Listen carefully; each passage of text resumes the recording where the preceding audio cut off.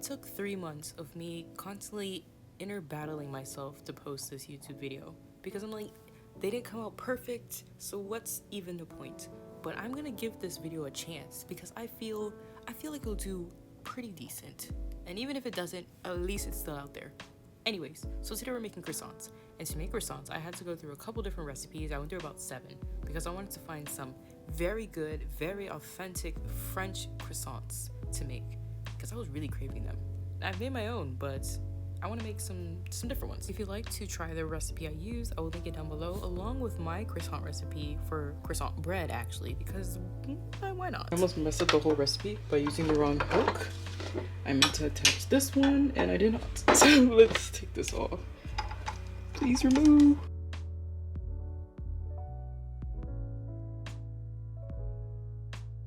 We're gonna add the butter. Quick. Oh.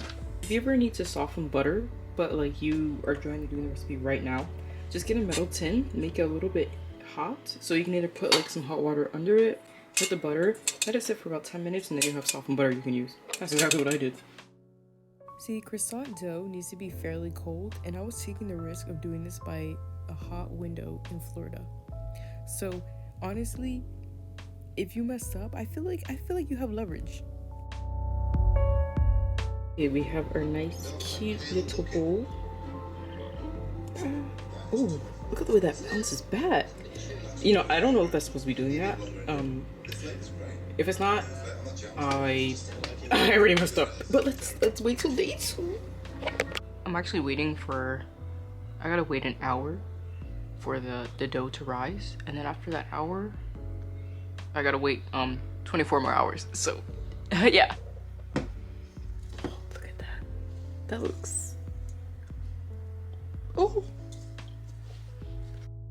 Oh yes, you can see that I filmed this whole thing in my room, which honestly, the lighting is just too good. It's amazing. Now we're going to do every other aspect of this, and we're gonna go on to day 2. If you want to wait one whole day, I would say at least have it in the fridge for about 6 to 12 hours, just so it can get cool. But it's totally up to you. Now we're on day 2. This has been in the fridge for 24 hours.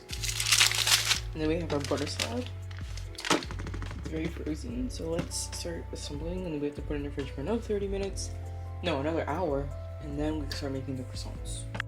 Okay, so if you're anything like me, like how I was saying in the beginning of the video, how it took me 2 months to post this. If you have anything like that, just post it, because you never know how it will be received. How like well it would do. Even if it doesn't do well, at least you can say that you posted it and then you got it out there. That's something that I had to realize myself, is like, no matter the outcome, at least you posted it. At least you had like something to put out there. However, so while I was watching Harry Potter, I was racing the clock.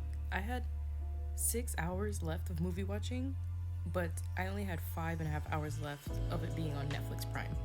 What? Amazon Prime. Oh my gosh. But yeah, I actually didn't get to finish binge watching, so it left for about 4 months. But it's totally cool because now it's back on Amazon Prime now, and I can binge watch it. I just have to get that story out because I've been thinking about it for the past 4 months. So like, I just feel like I'm just having a blast right now. Like, imagine making croissants while watching Harry Potter. You know, just having a great time.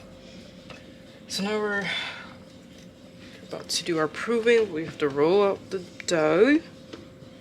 Why do I have accent? See, you watch Harry Potter and it's your personality. It's me right now. Anyways, so we're rolling this out. We're probably like, what is this? This is actually a muddle, so I'm using it as a rolling pin because I don't have one. But yeah, you just work with what you have, and this is what I have, so work with it. You know, I really hope this turns out decent. I'm working in direct sunlight, so we'll see. But I want to get the best quality, you know, the best angles, the best light, because the rest of the lighting in my house kind of sucks. I feel like when it comes to my YouTube journey, I basically bubbled myself in to feeling like I need a niche. I think that's something that a lot of people deal with, is having the feeling that they need a very specific niche. But I feel like on YouTube, you can really work with anything. I feel like YouTube gives you the opportunity to just really be creative in literally whatever you want.